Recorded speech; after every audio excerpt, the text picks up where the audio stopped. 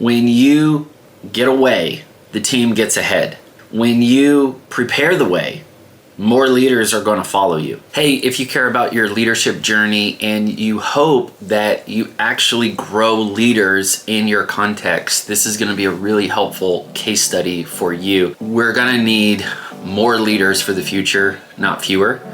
And we're going to need to better prepare those leaders for the future.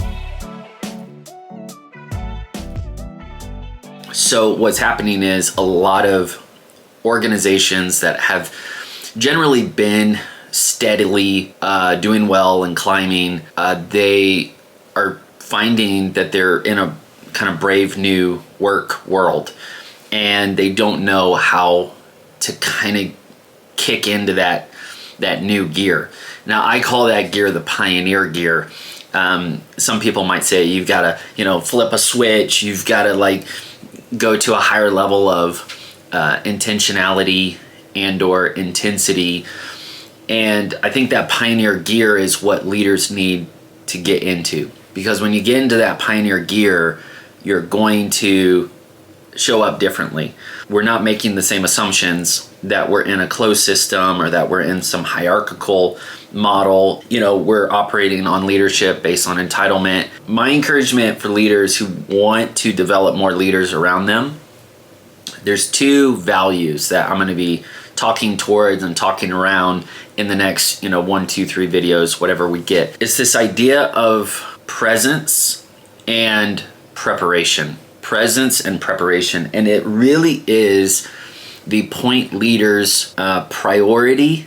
That's a pretty strong word, but it is the leader's daily task to keep coming back to these two ideas: being present and being prepared. My faith journey informs my leadership journey, and Jesus is literally the best, and he says, I go to prepare a place for you. That is so wild to me, because it's leadership in a nutshell. He is being future focused. He has a hopeful future. He is totally committed to the journey, the process, and he's taking full ownership of that. And he's doing the counterintuitive thing. He's doing the thing that they don't even want him to do. They want him to stay and lead them. And he says, no, it's better that I go, because I'm going to prepare something that ultimately is for the better. I think leaders get too preoccupied with the day-to-day and business as usual. And number one, they're getting overwhelmed. They're letting themselves get overworked. And I know that that's a really strong statement. And so I want to say this with respect and with sincerity, and genuinely empathize with the issues that you're feeling. There's real leader shortages out there. There's no doubt about it. There's real team shortcomings, and that's clear too. So how can you be so, quote, irresponsible to somehow abandon your post in order to go be a leader?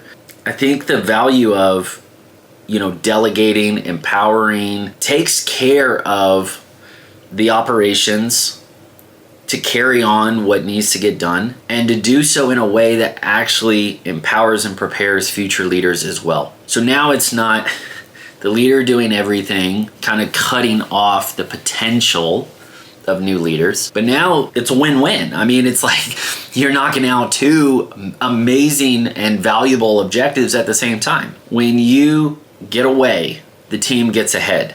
When you prepare the way, more leaders are going to follow you. By you taking that strategic step, not towards the center, not towards the issues that are in the day-to-day, but actually move towards the front line where leadership is going to be needed in the future. Move towards where do we still need leaders to show up in the next 3 years, in the next 30 years? I don't know, whatever time frame you feel comfortable with. But the point is, that's counterintuitive. And to see this played out tactically, you can't lead alone. And you can't be the primary or the only decision maker. And you can't just say, well, I'm doing this for a season. I'm going to just figure this out. Either you need to involve your friends, or you need to go find people who do this stuff for freelance, or you need to put yourself out there and invite people into internship, apprenticeship, mentorship.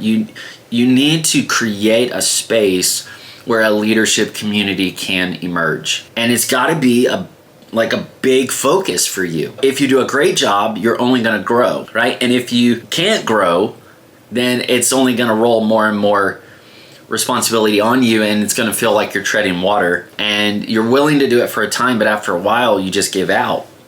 So either way, this is mission critical to you, to your health, to your family, and to the mission that you have given yourself to. Taking on the role of a leader, how do you create the ecosystem where leaders are growing? And I don't know if it's weird to say this, but what does it look like to have a leadership overflow?